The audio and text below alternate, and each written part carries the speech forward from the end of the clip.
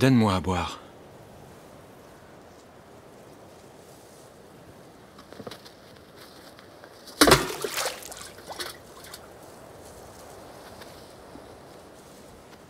Comment toi, qui es juif, tu me demandes à boire à moi qui suis une femme samaritaine? Les Juifs n'ont pas de relation avec les Samaritains. Si tu connaissais le don de Dieu, et qui te dit « Donne-moi à boire », tu lui aurais toi-même demandé à boire et il t'aurait donné de l'eau vive.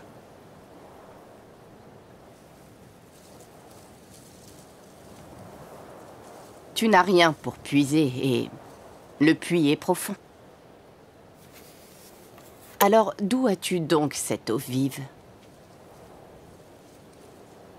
Es-tu plus grand que notre père Jacob, qui nous a donné ce puits et qui en a bu lui-même, ainsi que ses enfants et ses troupeaux? Quiconque boit de cette eau aura encore soif. Mais celui qui boira de l'eau que je lui donnerai n'aura jamais soif. Et l'eau que je lui donnerai sera en lui comme une source d'eau qui jaillira jusque dans la vie éternelle.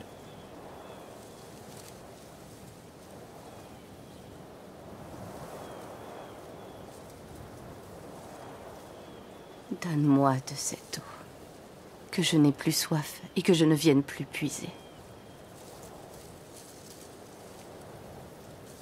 Va, appelle ton mari et reviens.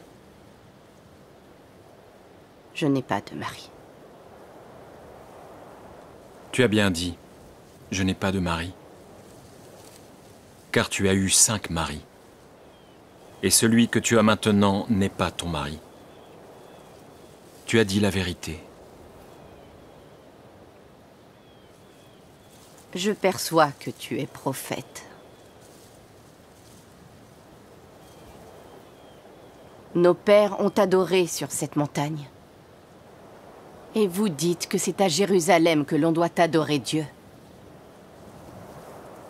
Femme, crois-moi, l'heure vient où ce ne sera ni sur cette montagne, ni à Jérusalem que vous adorerez le Père.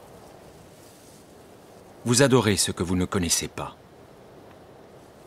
Nous connaissons ce que nous adorons et le salut vient des Juifs. Mais l'heure vient, et elle est déjà venue, où les vrais adorateurs adoreront le Père en esprit et en vérité.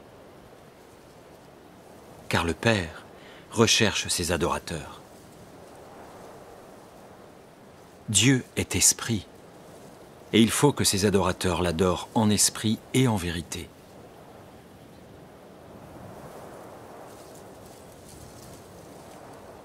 Je sais que le Messie doit venir. On l'appelle le Christ.